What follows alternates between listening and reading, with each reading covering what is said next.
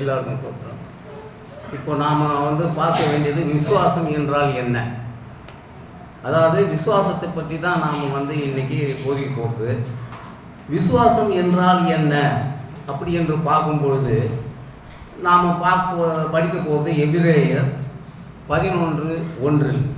விசுவாசமானது நம்பப்படுகிறவர்களின் உறுதியும் காணப்படாதவர்களையும் நிச்சயமாக இருக்கிறது. அதாவது நம்பப்படுறது விசுவாசம் சொன்னாக்கா நம்பிக்கை, அதுதான் விசுவாசம். இப்போ நம்ம ஊக்கம்னா இயேசு கிறிஸ்துவ நம்ம நம்பி விசுவாசத்தோடு ஜெபம் பண்ணால் எந்த நோயும் போயிடும், எந்த ஒரு வியாதியும் வராது. அதான் விசுவாசம். இப்போ நம்ம உதாரணத்துக்கு நம்ம குடும்பத்தில் யாருக்கோ ஒருத்தர் உடம்பு சரியில்லை, நம்ம என்ன செய்கிறோம்னு சொன்னாக்கா நம்ம சக ஊழியருக்கு நம்ம விசுவாசத்தோடு அவர்கிட்ட நம்ம ஒரு ஜெபம் பண்ணுங்க, நம்ம சகோதரருக்கு உடம்பு சரியில்லைன்றோம். ஆனால் அவர் என்ன பண்ணுறாரு, நமக்காக இயேசு கிறிஸ்துவோட விசுவாசத்தோட ஜெபம் பண்ணுறாரு. பண்ணாவனே என்ன ஆகுது, நமக்கு அந்த நோயெல்லாம் தீர்ந்து போகுது. அதான் விசுவாசம். படிங்க எபிரேயர் 11:1. விசுவாசமானது நம்பப்படுகிறவர்களின் உறுதியும் காணப்படாதவர்களின் நிச்சயமாய் இருக்கிறது. விசுவாசம் இல்லாமல் தேவனுக்கு பிரியமாய் இருக்க முடியுமா அல்லது இயலுமா?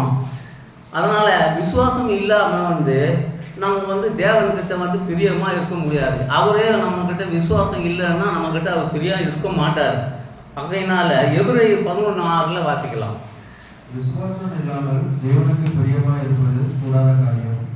ஏனென்றால் தேவனிடத்தில் சேருகிறவர் அவர் உண்டென்றும் அவர் தம்மை தேடுகிறவர்களுக்கு பலன் அளிக்கிறவர் என்றும் விசுவாசிக்க வேண்டும். தேவனிடத்தில் நாம் பலனை பெற்றுக்கொள்ள வேண்டுமானால் எவ்வாறு விசுவாசிக்க வேணும்? நமக்கு தேவையானதெல்லாம் நமக்கு வேணும்னு சொன்னாக்கா தேவன்கிட்ட எப்படி அவர்கிட்ட அந்த பலனெல்லாம் பெற்றுக்கொள்ள முடியும் அப்படி என்று பார்க்கும்பொழுது எபிரேயர் 11:6 வாசிக்கலாம். விசுவாசம் இல்லாமல் தேவனுக்கு பிரியமாய் இருப்பது கூடாத காரியம். ஏனென்றால் தேவனிடத்தில் சேருகிறவன் அவர் உண்டென்றும் அவர் தம்மை தேடுகிறவர்களுக்கு பலன் அளிக்கிறவர் என்றும் விசுவாசிக்க வேண்டும். எப்படி விசுவாசித்தால் பலனை பெற்றுக்கொள்ளுவோம்? எந்த மாதிரி முறையில் இயேசு கிறிஸ்து கிட்ட விசுவாசம் இருந்தால் அவர்கிட்ட நாம் அந்த பலனை பெற்றுக்கொள்வோம் என்பது தான் இதனுடைய அர்த்தம். எபிரேயர் 11:6 நாம் வாசிப்போம்.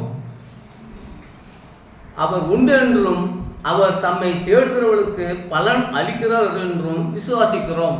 ஆகையினால நாம் அவரை தேடணும், விசுவாசத்தோடு தேடணும். தேடினா நம்மளுடைய என்ன தேவையோ அதை அனைத்தையும் பலனை நம்ம பெற்றுக்கொள்ளலாம்.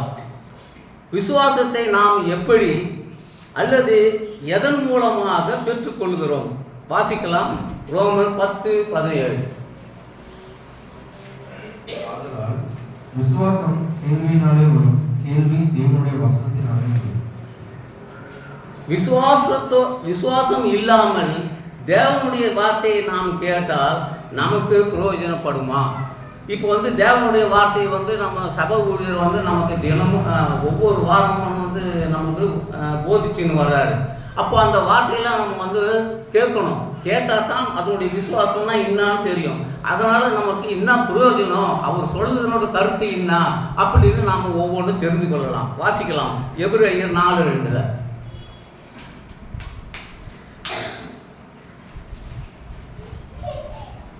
ஏனெனில் சுவிசேஷம் அவர்களுக்கு அறிவிக்கப்பட்டது போல நமக்கு அறிவிக்கப்பட்டது. கேட்டவர்கள் விசுவாசம் இல்லாமல் கேட்டபடியினால் அவர்கள் கேட்ட வசனம் அவர்களுக்கு பிரயோஜனப்படவில்லை. விசுவாசம் இல்லாமல் கேட்பது அல்லது செய்வதின் கருத்து என்ன? விசுவாசமே இல்லாமல் நாம் ஒரு இது கேட்கணும்னு சொன்னாக்கா அதில் என்ன பிரயோஜனம் இருக்குது? ஆக மொத்தம் ஒருத்தர் சொல்கிறாருன்னா அந்த விசுவாசம் என்ன, அது என்னுடைய பொருள் என்ன, அர்த்தம் என்ன, அதெல்லாம் புரிஞ்சு நம்ம கேட்கணும். இப்போ நம்ம வாசிக்கலாம். ரோமர் 14:23. ஒருவன் சமுசயப்படுகிறவனாய் புசித்தால் அவன் விசுவாசம் இல்லாமல் புசிக்கிறபடியினால் ஆக்கினைக்குள்ளாக தீர்க்கப்படுகிறான். விசுவாசத்தினாலே வராத யாவும் பாவமே. எபிரேயர் 3:19.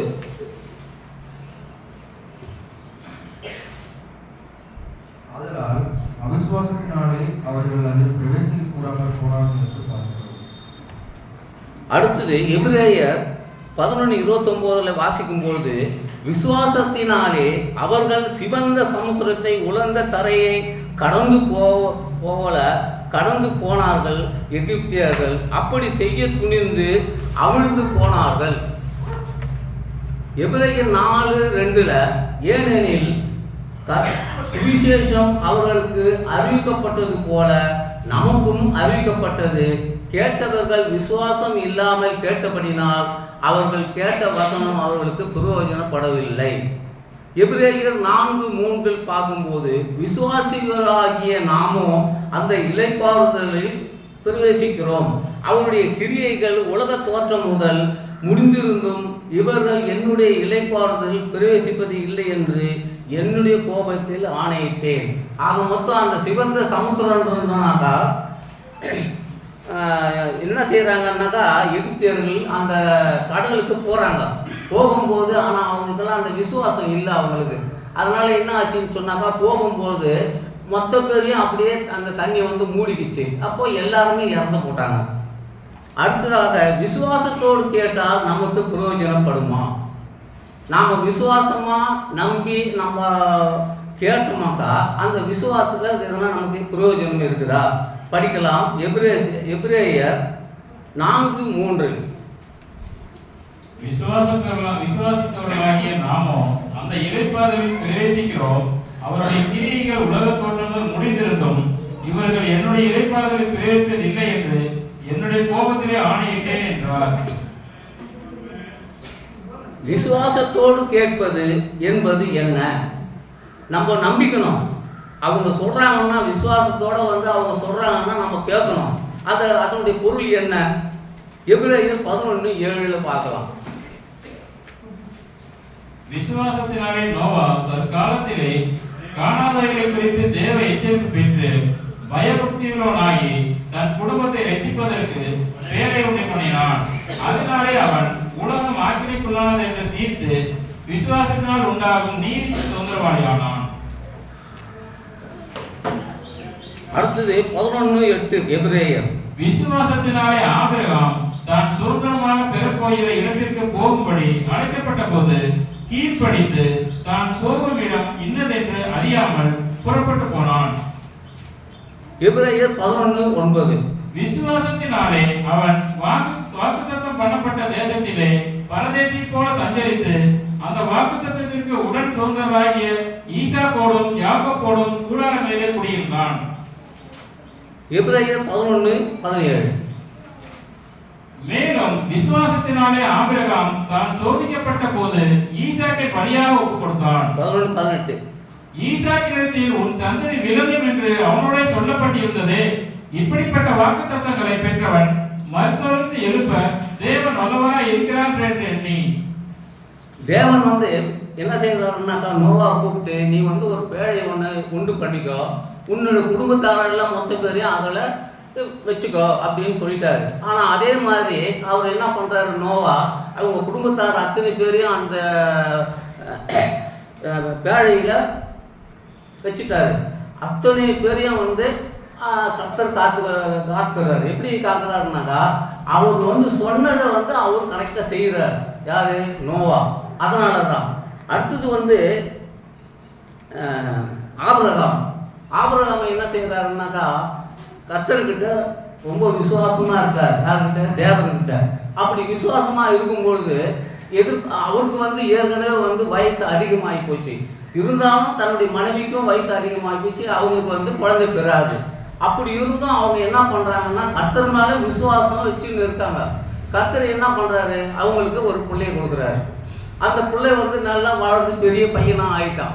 ஆனாலும் கர்த்தர் என்ன சொல்கிறாரு, உன்னை வந்து எதுக்காக நீ வந்து அவனுக்கு பையனை வந்து பலி கொடு அப்படின்னு சொல்லி கேட்குறாரு. நாமளாக தான் செய்வோமா? ஆனால் அப்போது உள்ள காலகட்டம் வேறு, இப்போது உள்ள காலகட்டம் வேறு. இப்போ நம்மளால் முடியாது, செய்ய மாட்டோம். ஏன்னா நமக்கெல்லாம் அந்த அளவுக்கு விசுவாசம் அதிகமாக இருக்குது, இல்லாமல் இல்லை. ஆனாலும் கர்த்தர் என்ன பண்ணிட்டாரு, இந்த மாதிரி உன்னுடைய மகனை வந்து தலைமை பலி கொடு அப்படின்றார். அவர் என்ன பண்ணுறாரு, கர்த்தர் மேலே விசுவாசம் அவருக்கு அதிகமாக இருக்குது. அதனால அவர் என்ன பண்ணாரு, நேராக பையனை அழைச்சிக்கிட்டு போயிட்டு என்ன பண்ணுறாரு, தகன மேடெல்லாம் அமைச்சு பையனை அதில் படுக்க வச்சு கத்தி எடுத்து வெட்டுறாரு. வெட்டும்போது என்ன ஆகுதுனாக்கா, நிறுத்து, நீ வந்து பையன் மேலே உன்னுடைய கையை போடாது அப்படின்னு சொல்லிட்டா உடனே அதுக்கப்புறம் என்ன பண்ணிட்டாரு, அவனை கீழே இறங்கிட்டு உங்கள் முள்ளு குதாரில் ஒரு ஆடு ஒன்று ஒரு கம்பு வந்து மாட்டிக்கிட்டே இருக்குது செடியில். அந்த ஆடை என்ன பண்ணிட்டாரு, அந்த பையனுக்கு ஆகுதுல அந்த ஆட்டை வந்து பலி கொடுக்குறாரு. ஆக மொத்தம் இதில் என்ன தெரியுதுன்னா, கர்த்தர் மேலே வந்து ஆபிரகாமுக்கு அளவுக்கு மீறிய விசுவாசம் இருந்தது. அதனால தான் வந்து என்னாச்சு, கர்த்தர் வந்து அவங்களை காப்பாற்றிருக்கார். அடுத்ததாக, விசுவாசம் என்றால் என்ன? காண்கிறதை நம்புவதா, காணாததை நம்புவதா? படிக்கலாம், ரோமர் 8:24.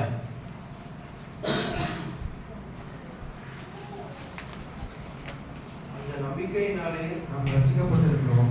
காணப்படுகிறதை நம்புகிறது நம்பிக்கை அல்ல, ஒருவன் தான் காண்கிறதை நம்ப வேண்டும் என்று. அடுத்ததாக, காணாததை நம்புகிறபடியால் அது வருகிறதுக்கு எப்படி காத்திருக்க வேண்டும்? அதாவது நாம் வந்து பொறுமையாக காத்திருக்கணும்.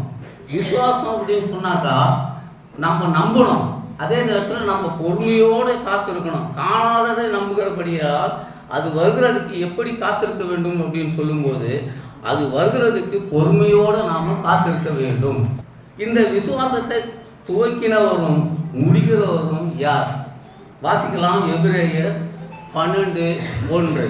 ஆகையால் மேகம் போன்ற இத்தனை திரளான சாட்சிகள் நம்மை சூழ்ந்து கொண்டிருக்க, பாரமான யாவற்றையும் நம்மை சுற்றி நெருங்கி நிற்கிற பாவத்தை தள்ளிவிட்டு, விசுவாசத்தில் துவங்குகிறவரும் முடிக்கிறவருமாய் இருக்கிற இயேசுவை நோக்கி நமக்கு நியமித்திருக்கிற ஓட்டத்தில் பொறுமையோடு ஓடக்கணும்.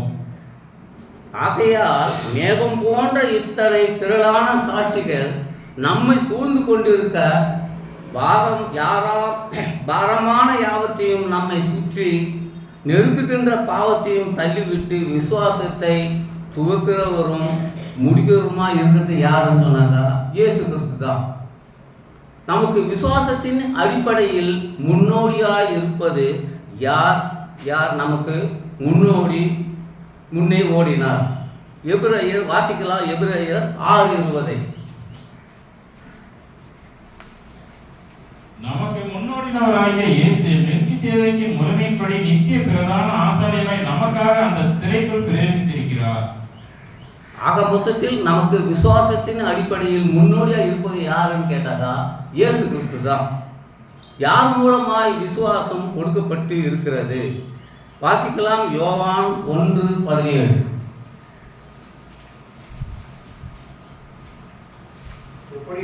நியாயப்பிரமாணம் மோசேயின் மூலமாய் கொடுக்கப்பட்டது, கிருபையும் சத்தியமும் இயேசு கிறிஸ்துவின் மூலமாய் உண்டாயிற்று. ஆக யார் மூலமாய் விசுவாசம் கொடுக்கப்பட்டது என்று நாம் பார்க்கும்போது, கிருபையையும் சத்தியமும் இயேசு கிறிஸ்துவின் மூலமாய் உண்டாயின. ஒருவர் எப்படி ஞானஸ்நானம் பெற்றால் ரட்சிக்கப்படுவார்கள்? மார்க்கு 16:6 விசுவாசம் உள்ளவனாகி ஞானஸ்நானம் பெற்றவன் ரட்சிக்கப்படுவான், விசியாதவனோ ஆகினுக்கு உள்ளப்படுவான். இதிலிருந்து என்னன்னு கேட்டாக்கா, விசுவாசம் இருந்து ஞானஸ்நானம் பெற்றாதான் நல்லது. அப்படி விசுவாசத்தோட ஞானஸ்நானம் பெறலன்னு சொன்னாக்கா அவன் ஆகினுக்கு உள்ளாவான். ரட்சிப்பை ஒருவர் பெற்றுக்கொள்ள அவர் என்ன செய்ய வேண்டும்? வாசிங்கள், மார்க்கு 16:16.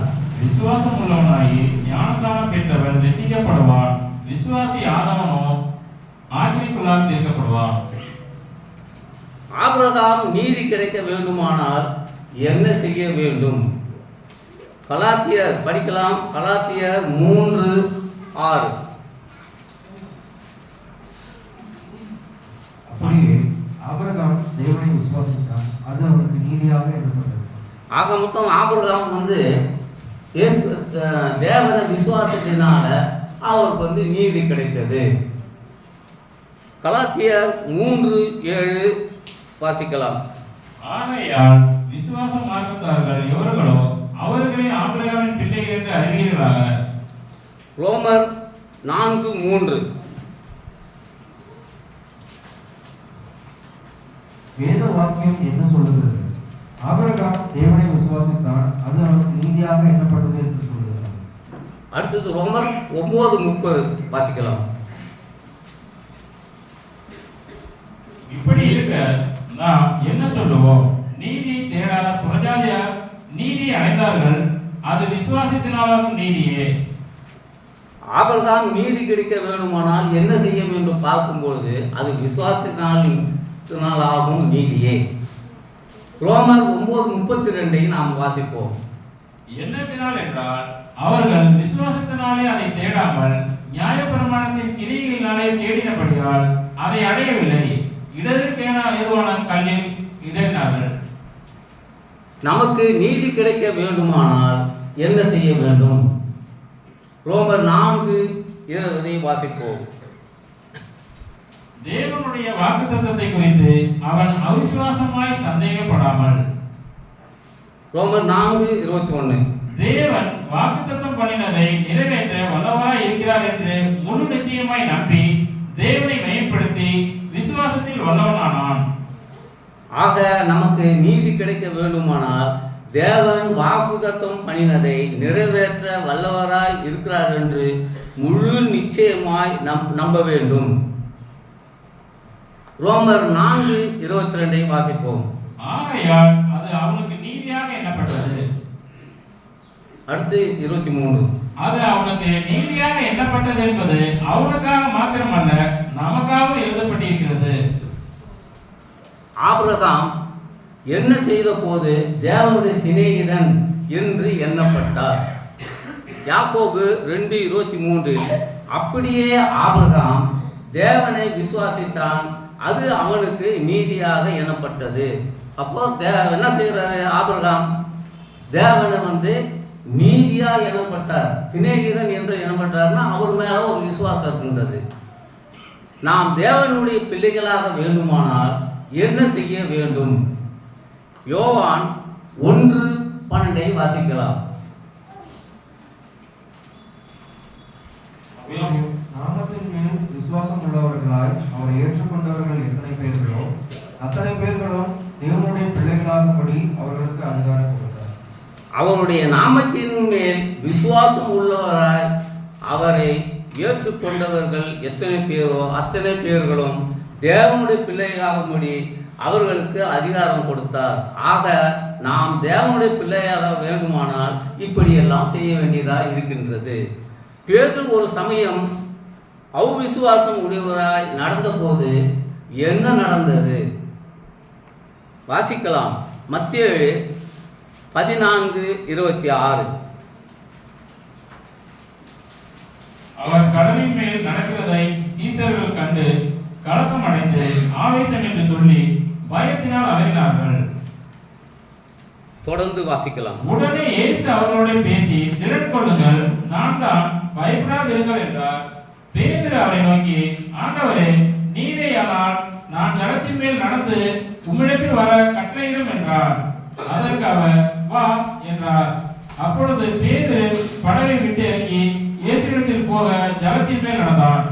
காற்று பலமாய் இருக்கிறதை கண்டு பயந்து அமிழ்ந்து போகையில், ஆண்டவரே, என்னை ரட்சியும் என்று கூப்பிட்டார். உடனே இயேசு கையை நீட்டி அவனை பிடித்து, அற்ப விசுவாசியே, ஏன் சந்தேகப்பட்டாய் என்றார். அவர்கள் படவில் ஏறின உடனே காற்று அமர்ந்தது. அப்பொழுது படவில் உள்ளவர்கள் வந்து, மெய்யாகவே நீ தேவனுடைய குமாரன் என்று சொல்லி அவரை பணிந்து கொண்டார்கள். பின்பு அவர்கள் கடலை கடந்து கெனசரேத்து நாட்டில் சேர்ந்தார்கள். அவ்விடத்து மனுஷர் அவரை இன்னார் என்று அறிந்து சற்று சுற்றுப்புறம் எங்கும் செய்தி அனுப்பி பிணியாளர்கள் எல்லாரையும் அவரிடத்தில் கொண்டு வந்து அவருடைய வஸ்திரத்தின் ஓரத்தையாயிலும் அவர்கள் தொடுபடி உத்தரவாக வேண்டும் என்று அவரை வேண்டிக் கொண்டார்கள். தொட்ட யாவரும் சுத்தமானார்கள். கர்த்தர் கடல் மேல நடந்துட்டு போறார். நடக்கும்பொழுது பேதுரு அதை பார்க்குறார். பார்த்துட்டு அளவுக்கு மீறி காற்று அடிக்குது, பயங்கரமான காற்றெல்லாம் அடிக்குது. அப்போ பேதுரு என்ன பண்ணுறாருன்னா, கர்த்தர் கடல் மேலே நடக்கிறத பார்த்துட்டு அவர் இந்த மாதிரி நடக்கிறாருன்னு சொல்லிட்டு இவருக்கும் ஒரு ஆசை இருக்குது, நானும் கடல் மேலே நடக்கணும்னு சொல்லிட்டு. உடனே கர்த்தர்கிட்ட என்ன பண்ணுறாரு, இங்கே வந்து கேட்குறாரு, நானும் வந்து உங்ககிட்ட வரணும், நானும் நடக்கணும்னு நடந்து போகிறாரு. ஆனாலும் இவர் அமிழ்ந்து போகிற அளவில் இருக்குது. அப்போ அவர் என்ன பண்ணுறாருன்னா, கர்த்தர் என் மேலே உனக்கு எந்த விசுவாசமும் இல்லை, நீ என் மேலே ஒரு கடவுளுக்கு உங்ககிட்ட வந்து ஒரு விசுவாசம்னு ஒன்று இருந்திருந்தா நீ என்ன செஞ்சுருக்கணும், கடல் மேலே நடக்கிறதுக்கு இது பண்ணியிருக்கணும். ஆகையினால என் மேலே விசுவாசம் வச்சு வா அப்படின்னு சொல்லிட்டு கையை அங்கேருந்து நீட்டினவொடனே இவர் என்ன பண்ணுறாரு, வர்றாரு, கை கொடுத்து அவர் தூக்கிறார். ஆக மொத்தம் இதுலேருந்து நமக்கு என்ன தெரியுதுன்னா, விசுவாசத்தோடு இருந்தால்தான் எல்லாமே நடக்கும் அப்படின்னு சொல்லி கர்த்தர் சொல்கிறார் நம்மக்கிட்ட. தேவனுடைய மகிமையை காண நமக்கு தேவையானது என்ன? 1 பேதுரு 1:7 வாசிக்கலாம்.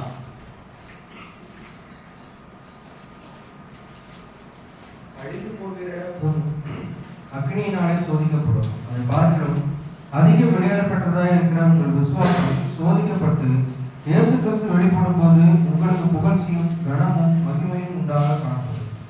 ஆக மொத்தம் நம்ம பொண்ணை வந்து அக்னியில் வந்து போட்டு அதை வந்து சோதித்து பார்க்குறாங்க, பொண்ணா இல்லை என்ன ஏதுன்னு. அதே போல தான் உங்கள் விசுவாசமும் சோதிக்கப்படும். நாம் பிழைக்க வேண்டுமானால் நாம் எப்படி வாழ வேண்டும்? ஆபக்கத் 2:4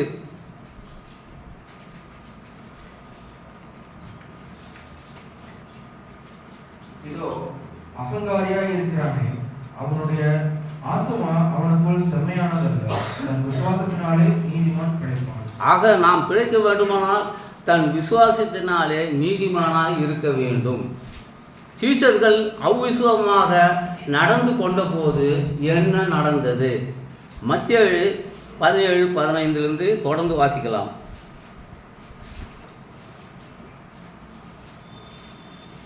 ஆண்டவரே, என் மகனுக்கு இருக்கும், அவன் சந்திர நோக்கியாய் கொடிய வேதனைப்படுகிறான், அடிக்கடி தீயிலும் அடிக்கடி ஜலத்திலும் விழுகிறான். அவனை உங்களுடைய சீஷர்களிடத்தில் கொண்டு வந்தேன், அவனை சொந்தமாக்க அவர்களால் கூடாமல் போயிருந்தான். இயேசு பிரதித்திரமாக, விசுவாசம் இல்லாத மாறுபாடுள்ள சந்ததியே, எதுவரைக்கும் நான் உங்களோடு இருப்பேன்? எதுவரைக்கும் உங்களுக்கு பொறுமையாக இருப்பேன்? அவனை என்னிடத்தில் கொண்டு வாருங்கள் என்றார். இயேசு பிசாசை அழுத்தினார். உடனே அது அவனை விட்டு புறப்பட்டது. அந்நேரமே அந்த இளைஞன் சொந்தமானார்.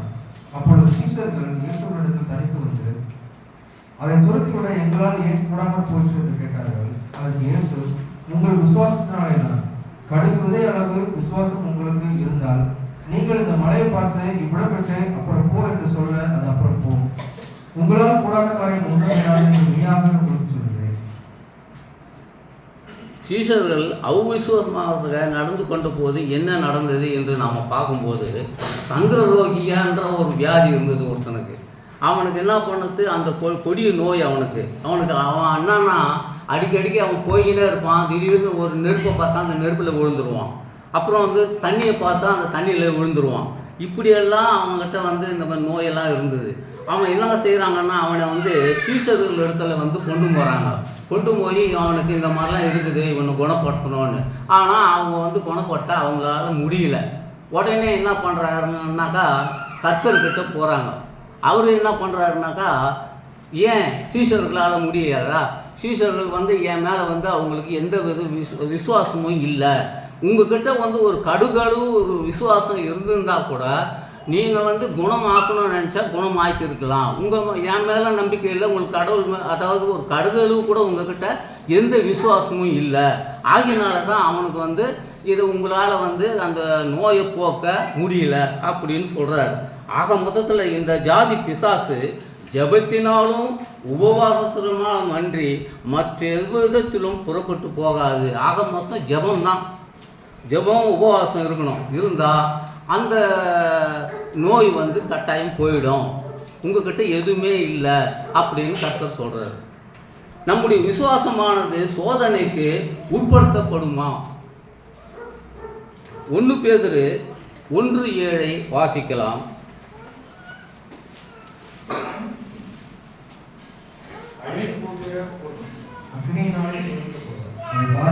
அதிக விளையாடப்பட்டதாக இருக்கிற உங்கள் விசுவாசம் சோதிக்கப்பட்டு இயேசு கிறிஸ்து வெளிப்படும் போது உங்களுக்கு புகழ்ச்சியும் கனமும் மகிமையும் உண்டாக 1 பேதுரு 4:12. பிரியமானவர்களே, உங்களை சோதிக்கும்படி உங்கள் நடுவில் பற்றி எரிகிற அக்கினியை குறித்து ஏதோ உண்மை என்று தெரியாது. 1 பேதுரு 4:13 வாசிப்போம். கிறிஸ்துவின் மகிமை வெளிப்படும் போது நீங்கள் கலிகூர்ந்து மகிழ்படியாக அவருடைய பாடுகளுக்கு நீங்கள் பங்காளிகள் ஆனதால் சந்தோஷப்படுங்கள். நம்முடைய விசுவாசமானது சோதனைக்கு உட்படுத்தப்படுமா அப்படி என்று பார்க்கும்போது ஒருத்தன் வேண்டாம் என்ன பண்ணுற, கண்மணி மேல் தன் வீட்டை கட்டின புத்தியுள்ள மனுஷனுக்கு ஒப்பிடுவேன் என்று சொல்கிறார். அதாவது ஒரு வெள்ளம் வருது, பெருமழை சொரிந்து வெள்ளம் வருதுன்னு சொன்னாக்கா அந்த இடத்துல கட்டினா என்ன ஆகும், ஒரு மணல் அந்த வீடே அழிஞ்சு போயிடும், சீக்கிரம் விழுந்துவிடும். அதே போல் கண்மலையின் மேல் அஸ்திபாரம் போடப்பட்டிருந்தது. மத்தேயு 7:26 நான் சொல்லிய இந்த வார்த்தைகளை கேட்டு இவைகளின்படி செய்யாதிருக்கிறவன் எவனோ அவன் தன் வீட்டை மணலின் மேல் கட்டின புத்தி இல்லாத மனுஷனுக்கு ஒப்பிடுவான். மத்தேயு 7:27 வாசிப்போம். பெருமழை சொரிந்து பெருவெள்ளம் வந்து காற்று அடித்து அந்த வீட்டின் மேல் மோதின போது அது விழுந்து முழுவதும் அழிந்தது என்றார். சோதனையில் எது ஒழிந்து போக வாய்ப்பு இருக்கிறது? லூக்கா 22:31 வாசிக்கலாம். பின்னே கர்த்தர், சீமோனே சீமோனே, இதோ கோதுமையை சுழற்றினால் புடைக்கிறது போல சாத்தான் உங்களை புடைக்கிறதற்கு உத்தரவு கேட்டுக்கொண்டார். சாத்தான் என்ன செய்கிறான்னு சொன்னாக்கா, இந்த புடைக்கிறதுன்னா இந்த முறம்னு சொல்லுவாங்க இல்லையா, அதுதான் முறம். அதே மாதிரி புடைச்சாக்கா பதில் வேறு, நெல் வேறு, தனித்தனியாக அரிசி வேறு வந்துடும். அந்த மாதிரி ஒரு சாத்தான் என்ன பண்ணுறான்னாக்கா நம்மளை சோதிக்கிறதுக்கு வர்றாரு. ஆனாலும் நானும் உன் விசுவாசம் ஒளிந்து போகாதபடிக்கு உனக்காக வேண்டிக் கொண்டேன் என்று கர்த்தர் சொல்கிறார். சோதனையில் நாம் வெற்றி பெற பிற்பாடு வாக்குத்தத்தம் என்ன? சோதனையில் நாம் வெற்றி பெற்ற பிற்பாடு வாக்குத்தத்தம் என்ன? யாக்கோபு 1:12 வாசிப்போம். சோதனையை செய்கிற மனுஷன் பாக்கியவான், அவன் உத்தமன் என்று விளங்கின பின்பு கர்த்தர் தம்மிடத்தில் அன்பு கூறுகிறவர்களுக்கு வாக்குத்தத்தம் பண்ணின தீமங்களிடத்தை பெறுவான். ஆக சோதனையை சகிக்கிறவனுக்கு பாக்கியவான், அவன் உத்தமன் என்று விளங்கின பிறகு கர்த்தர் வாக்குத்தத்தம் பண்ணின ஜீவ கிரீடத்தை பெறுவான் என்று சொல்கிறார். தேவ பக்தியாய் நடக்க மனதாய் இருக்கிற யாவருக்கும் என்னவாகும்? 2 தீமோத்தேயு 3:12 பார்க்கலாம். அன்றியும் கிறிஸ்து இயேசுவுக்குள் தேவபக்தியாய் நடக்க மனதாயிருக்கிற யாவரும் துன்பப்படுவார்கள். தேவபக்தியாய் நடக்க மனதாய் இருக்கிற யாவரும் துன்பப்படுவார்கள் என்றுதான் இதனுடைய அர்த்தமாக இருக்கின்றது. தேவனுடைய வார்த்தையை விசுவாசித்து வசனத்தை ஏற்றுக்கொள்ளும் போது எது உறுதி ஆக்கப்படும்? கொலோசியர் 2:6. ஆகையால் நீங்கள் கர்த்தராகிய இயேசு கிறிஸ்துவை ஏற்றுக்கொண்டபடியே அவருக்குள் வேர் கொண்டவர்களாகவும் அவர் மேல் கட்டப்பட்டவர்களாகவும் அவருக்குள் நடந்து கொண்டார். தேவனுடைய வார்த்தையை விசுவாசித்து வசனத்தை ஏற்றுக்கொள்வது ஏன்னா விசுவாசத்தை நம்ம உறுதிப்பட்டாதான் அதில் நம்ம சோத்திரத்தோடு பெறுவீர்கள் என்று சொல்கிறார். நாம் பெற்றுக்கொண்ட விசுவாசத்தை ஏன் காத்துக்கொள்ள வேண்டும்? வெளிப்படுத்தல் விசேஷம் 2:25 நாம் பார்க்கலாம். உங்களுக்குள்ளதை நான் வருமானமும் பற்றி கொண்டிருக்கிறேன். ஒருவனும் உன் கிரீடத்தை எடுத்துக்கொள்ளாதபடி உனக்கு உள்ளதை பற்றி கொண்டு இரு. விசுவாசத்தில் உறுதியாக இருந்து சாத்தானுக்கு எதிர்த்து நின்றால் சாத்தானுக்கு என்ன நடக்கும்? 1 பேதுரு 5:8 நாம் வாசிக்கலாம். தெளிந்த புத்தியுள்ளவர்களாய் இருங்கள், விழித்திருங்கள், ஏனெனில் உங்கள் எதிராளியாகிய பிசாசானவன் கட்சிக்கிற சிங்கம் போல் எவனை விழுங்கலாமோ என்று எதை தேடி சூழ்ச்சிக்கிறார். 1 பேதுரு 5:9. விசுவாசத்தில் உறுதியாய் இருந்து அவனை எதிர்த்து நில்லுங்கள். உலகத்தில் உள்ள உங்கள் சகோதரத்திலே அப்படிப்பட்ட பாடுகள் நிறைவேறி வருகிறது என்று அறிந்திருக்கிறீர்கள். யாக்கோபு 4:7 வாசிப்போம். ஆகையால் தேவனுக்கு கீழ்ப்படிந்திருங்கள், பிசாசுக்கு எதிர்த்து நில்லுங்கள், அப்பொழுது அவன் உங்களை விட்டு ஓடி போவான். விசுவாசத்தில் உறுதியாக இருந்து சாத்தானுக்கு எதிர்த்து நின்றால் சாத்தானுக்கு என்னவாகும் என்று சொல்லும் பொழுது உங்களை விட்டு சாத்தான் ஓடி செல்வான். சாத்தான் எய்யும் அக்னியாஸ்திரங்களை அவிழ்த்து போட எதை பிடித்து கொள்ள வேண்டும்? எபேசியர் 6:16 பொல்லாங்கன் எய்யும் அக்னியாஸ்திரங்களை எல்லாம் அவிழ்த்து போடத்தக்கதாய் எல்லாவற்றுக்கும் மேலாக விசுவாசம் என்னும் கேடயத்தை பிடித்து கொள்ளாமல் நில்லுங்கள். ஆக நாம் என்ன செய்யணும்னா விசுவாசத்தை மட்டும்தான் நாம் பின்பற்ற வேண்டும். இவ்வளவு நேரமாக நீங்கள் கேட்டதுக்கு நன்றி.